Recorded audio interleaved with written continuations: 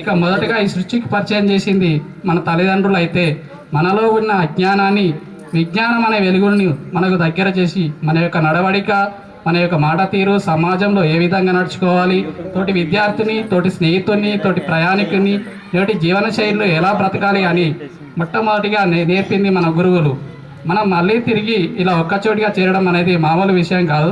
ఎందుకంటే ఎవరి జీవన శైలిలో వారు, ఎవరి రీత్యా వారి వారి పనిలో తీరిక లేకుండా ఉండి కూడా మరియు నాటి జ్ఞాపకాలు నేను మళ్ళీ నెమరు వేసుకునేలా చేసిన మన మిత్రులు ఈ కార్యక్రమం ఇంత గొప్పగా 10-15 రోజుల నుండి చాలా కష్టపడి అందరినీ ఒక వేదిక మీదకి కృషి చేసిన మన మిత్రుడు తన భుజస్కంధాల మీద బరువు బాధ్యతలను వేసుకొని చేయడం మరియు వారితో పాటు మిత్రులు సీను, నాంపల్లి, రాజ్కుమార్లు గారు కూడా ఇందులో ముఖ్యంగా చెప్పుకోదగ్గ విషయం ఏంటంటే నా మిత్రుడు రాజ్కుమార్ ఉత్తేజ డ్రైవర్ అయినప్పటికీ కూడా మన కోసం, మన అందరి కలయిక కోసం తాను డ్రైవర్గా మారి స్వయంగా ప్రతి ఒక్కరిని కలిసి ఫోన్ సంభాషణ ద్వారా కానీ లేకపోతే నేరుగా వారి దగ్గరికి వెళ్ళి మోటివేషన్ చేయాలి, ఇలా అందరినీ మన ఒక తాటికి తీసుకువచ్చి ఈ కార్యక్రమం ఇంత గొప్పగా అవడం విశేషం.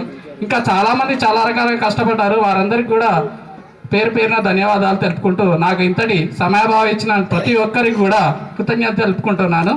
ఇందులో ఏమైనా అక్షర దోషం కానీ ఇంకా ఏదైనా ఉంటే నాకు క్షమించాలి.